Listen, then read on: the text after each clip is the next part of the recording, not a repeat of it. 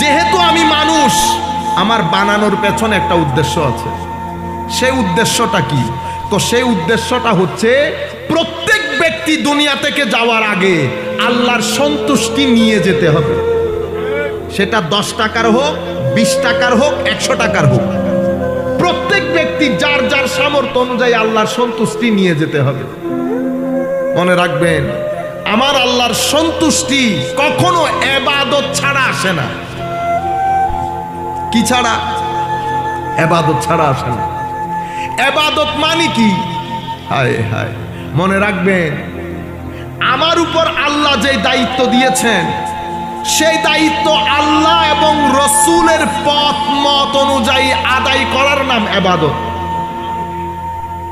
ইবাদত শুধু মসজিদের মধ্যে নামাজ পড়ার নাম ইবাদত না। আপনি ব্যবসা করছেন, সেই ব্যবসার মধ্যে মানুষের হক খেয়াল করে আদায় করা, এটা ইবাদত। রাস্তা পরিষ্কার করছেন, ইবাদত। মসজিদ পরিষ্কার করছেন, ইবাদত। থানা বিল্ডিং এ আপনি মানুষের বিচার করে দিচ্ছেন, ইবাদত। মানুষের কাজ সহজ করে দিচ্ছেন, ইবাদত।